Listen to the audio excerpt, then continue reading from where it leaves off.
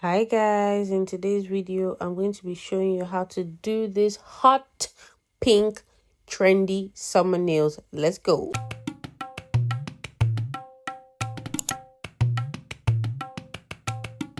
Hi my lovelies, and you're welcome back to my channel. And today, like I said earlier, we are going to be doing this trendy hot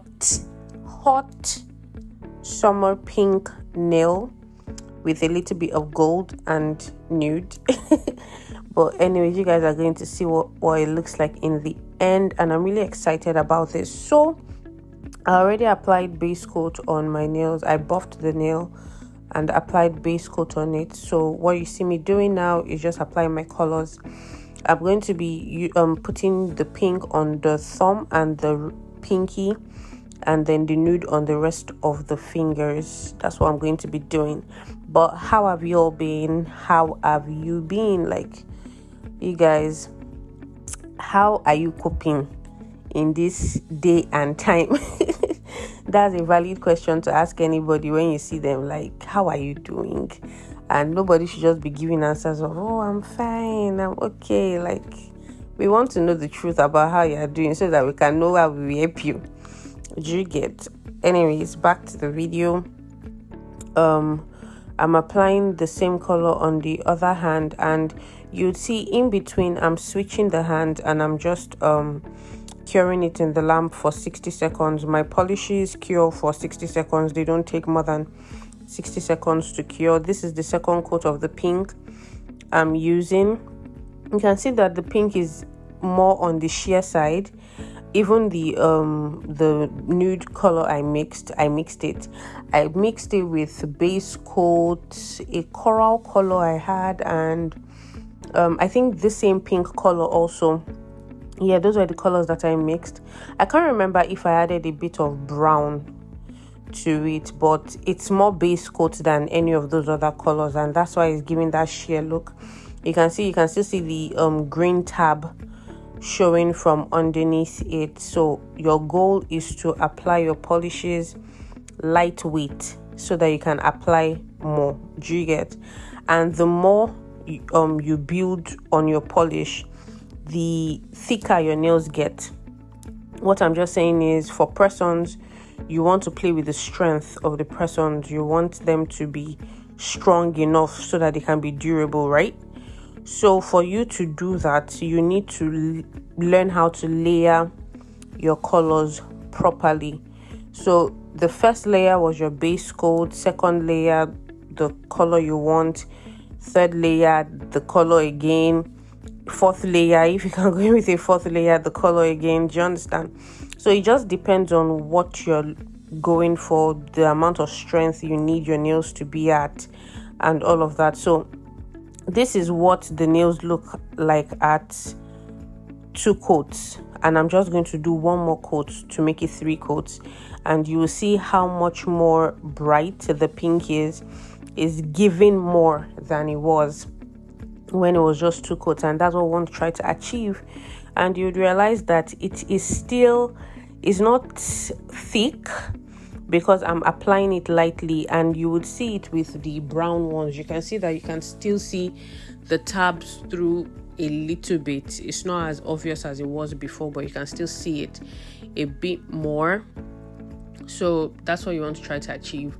But basically what we're doing with this is layering so that we can have more strength. And you see me removing the polish from the sides, especially on the pink one, because I don't want the sides of my nail to be bulky. You want to keep most of the products at the center. You don't want the sides to be bulky. Follow the same principle that you'll follow for normal nails that you're doing on somebody's finger, like physically. You don't want the sides to be bulky. You want most of your products to be in the center of the nail so that it can have proper structure. Okay? That's what we're going for, proper structure. Your nails have to be pretty, but they also have to be structurally sound. In between my polishing, I am actually curing in the lamp. I'm not showing it, but trust me, I am curing in the lamp for 60 seconds each time. So we're finally done with applying our colors, and I'm just going to go in with my bloom gel. I want to create a bloom effect on the thumb, the middle finger, and the pinky also. So those are the only places I'm going to be applying my bloom gel on. And I completely forgot about how this particular bloom gel worked, because I didn't want my nails to be bulky at the same time. So I took off a little bit of the bloom gel from the nail tip, which I feel like I shouldn't have done that. I shouldn't have done that because it made it now take longer to bloom than normal. So I completely forgot the brand I was working with, and I just, don't mind me. So now I'm just applying my my design where I want it to be. That is how I want it to bloom. You have to create space in between the dots that you're creating, or whatever kind of artwork you're creating. If you want it to bloom effectively, you can't just put the entire thing over it. You want it to bloom effectively. You can see that the thumb is already blooming out a bit, not as fast as I would have wanted, but it's still blooming out a bit. The pinky was the one that took so long to bloom, and you can see me, I'm just cleaning out the sides to be sure that it doesn't drip, because I remember that this particular bloom gel pulls to the side when it is done blooming. Like it will keep dragging. You'll see it when I'm doing the pinky. I think it shows. Yeah, I think it shows when I'm doing the pinky. You see it. If you've been enjoying our videos so far and you're not yet subscribed, like, join the family already. Don't waste time. Time is money. Don't waste it. Join the family already. Leave comments, like, share, like, help us blow up this page. And I'm actually very, very grateful to everyone who has subscribed so far, everyone who has left a comment, everyone who has given us a thumbs up. Like, it's really, really helped. Our page is growing. I mean, you can see it, that our page is growing more and more by the day, and I'm really, really happy about that. It can be better, but I'm really, really grateful for those who have been consistent with the page. And if you are just, on this page for the very first time, I mean, join the family. Don't wait. Don't let it be too long. Join the family. So what you see me doing is curing those individually. So can you see what I'm saying? It bloomed and then it started spilling over. So just clean the sides and put that in the lamp and you're good to go. It's not a big deal or anything like that. So I did mention that layering your polishes help strengthen the nail. But what I also do is, you can do this with whatever product you have. You can maybe do it with a base coat, maybe add like series of base coat layers, add series of colors, add a strengthening top coat or whatever it is you want to add. But I use hard gel because I've realized that over time it works for me, and it helps the nail be durable. Like, hard gel has just been, a lot of people complain about hard gel. I personally don't like acrylic press-ons. I don't know why. Honestly, I don't know why, but I personally don't like acrylic press-ons. I feel they are too hard. With gel press-ons, especially hard gel press-ons, they are still, you can still rock them a bit from side to side, but with acrylic, it's just there. It's just boom, there like that. It don't move at all. But with gel, it's strong, it's durable, it will last long, and you can seal in your entire design. Like, it just has so much benefits. If you guys want me to shoot an entire video on how to use hard gel for press-ons, just Let me know in the comments and I'll be sure to get that done for you guys. But this is me applying it and applying it as smooth as I can, as you can see, and then I'm drying them one by one because this particular hard gel generally self levels, and this particular hard gel is not the one with the really thick viscosity. So I dry them one by one because I don't want my gel to move. I want it to stay exactly where I put it so that my apex stays where it's supposed to be and the structure I created stays exactly where it's supposed to be. So once you're done and you are sure that the nail is properly dried, what you want to do is clean the it will have a sticky or tacky layer to it. Yeah, it'll be dry, but it'll have a tacky layer to it, and you just want to clean that tacky layer, remove it. If it is not dry yet, it will be having streaks. It will drag and be having streaks on it. So for my hard gel, I dry it, I think I do it 3 times, 60 60 60, so that's 180 seconds. Yeah, because I don't like problems with hard gel. As much as I love it, I don't like problems with it. So what you see me doing here now is, after cleaning and removing the tacky layer, I am just buffing my my nail back into shape, but I'm using the higher grit, the power with the higher grit, to buff, like to literally try to file it, and then I use the smoother part to smoothing it out, if that makes any sense. But you guys get what I'm trying to say.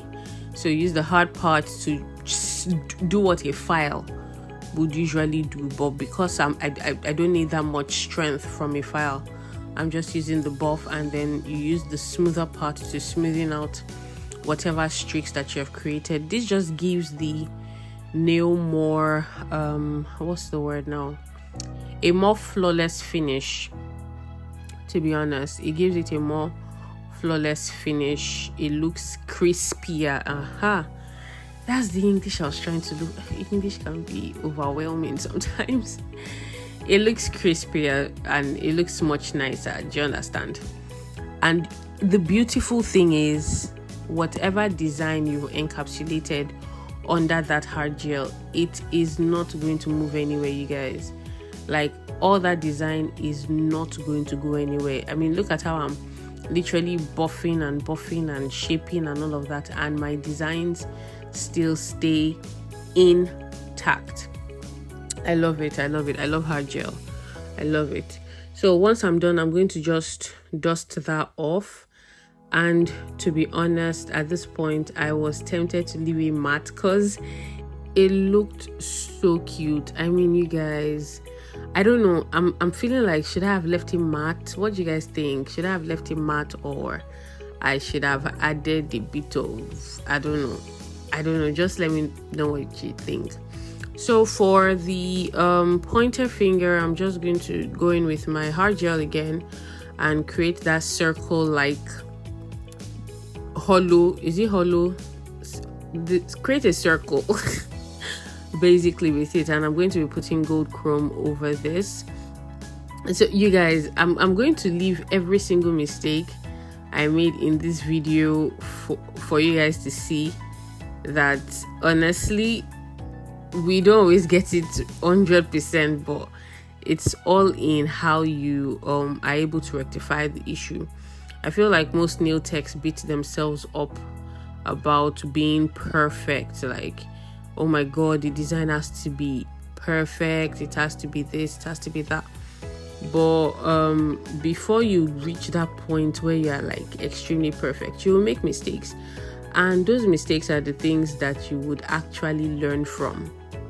You know, you make a mistake and you're able to rectify it. Next time you might want to do a design, and the mistake might be the key to you getting that design correctly. Do you get what I'm saying? That has happened to me like several times. I make a mistake, and the next time I want to create a design, it's how I fixed that mistake that I end up using to create the new design. So trust me, no lesson is lost when it comes to nails. Then am I the only one that has a problem with drawing from right to left? I can't seem to I don't know what's wrong with my coordination when it comes from going from right to left. That's why I had to turn the nails upside down to be able to get it in the right angle I wanted it to be, because going from right to left was such a pain for me. And I realized that it's not only for this design, like every design I need to do, as long as I'm going from right to left, problem. But if I'm going from left to right, oh, it's okay, it's okay. We're good. Maybe because I'm right-handed, I don't know. I have no idea.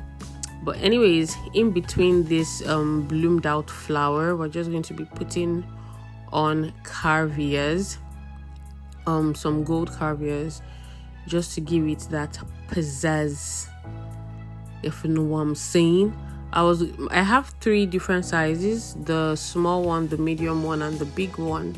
I was going to go in with the small one, but I decided against it and just went in with the medium sized one, because I planned on using about like 5 for this particular, because the flower is quite wide, so I planned on using like 5, and just decided that, okay, you know what, the medium ones will look cute without like overpowering the design itself.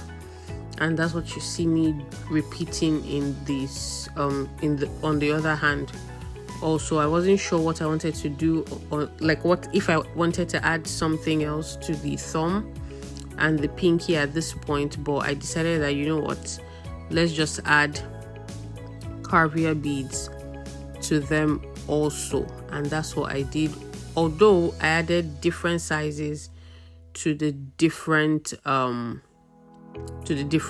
or the different designs, because you guys can see clearly that they're different designs, so I added different ones to them. On the middle finger, I had the middle sized carvia beads. On the pinky, I had the smallest ones because it's quite small, and the dots in between are small also, so it just made sense to add the small ones instead. And then on the big one, I added the biggest sizes that I had, but I didn't add a lot. I added just 3 because I didn't want it to be overwhelming. Okay.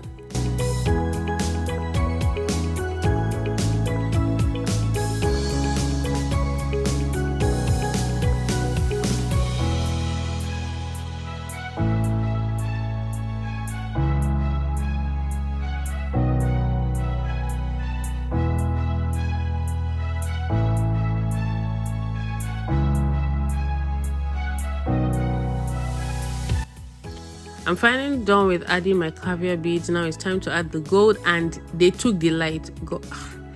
I was so frustrated at that point. I'm like, you guys, really? Then tried to get the light sorted, and while we're working on getting the light sorted, I added chrome, and this was where I knew I messed up. Like, I added chrome to the builder gel. I had completely forgotten. I added chrome to the builder gel, and I had forgotten that the tacky layer was still going to be on there. But at this point, because I had to move to another location to finish the video, at this point I was tired. I'm like, you know what, I'm just going to carry on like this and salvage the situation. So this is me salvaging the situation, and this was what I was talking about, that I was going to include my every mistake and show you guys how I salvage it. Now, the main reason why I buffed the nail in the first place was so that my chrome will not spill on any other place, but because the builder gel was still tacky, the stickiness spilled to other places when I was applying the chrome. That's why I got the chrome all over like that. But all you need to do is get a flat brush, dip it in acetone, and just clean around where you want to be cleansed, basically. So now I'm just going to go over the chrome, the chromed part with top coat. This will do 2 things for me. Number 1, it will seal that chrome in so that when I apply another layer of top coat, this chrome is sealed in. Do you understand? So it won't come off easy. And number two, it will help me clean out all the other places where the chrome pigment has touched. You guys will see what I'm saying in a bit. So I was just making sure that every side is properly covered, and I'm going to do the same thing for this part of the design also. Cover it up, and you guys will see when put it in the lamp for 60 seconds, and then I would have to clean it. So you guys will see what I'm talking about when I said it will help you get rid of the chrome on every other part of the nail.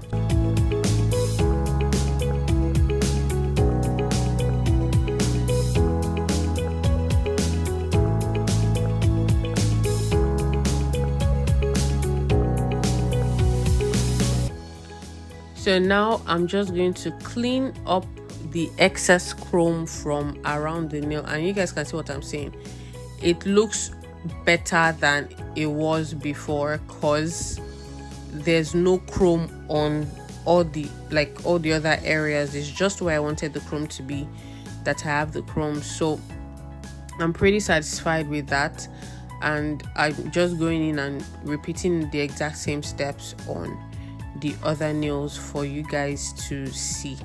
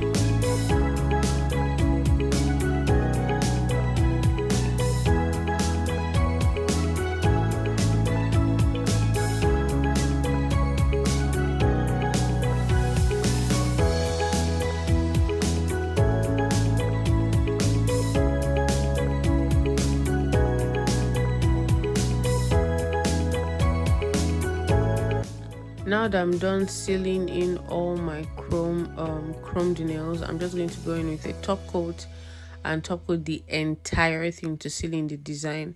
Now I don't mind putting top coat on my caviar beads because they're tiny and top coat helps it stay longer. Did you guys see the light trip off again? This day was a D. It was just a D. Anyways, you can see I'm going around the 3D chrome effect that we've created. and I'm trying to make sure that the top coat is not a lot around it, so that I don't lose my 3D effect. You'll see it more when I'm doing the ring finger. I'll first go and just polish the entire thing, then you see me doing it in the direction of the 3D, because I'm trying to remove as much top coat from that side as possible so that it maintains its 3D effect and the entire nail is not just looking bulky and pregnant, basically.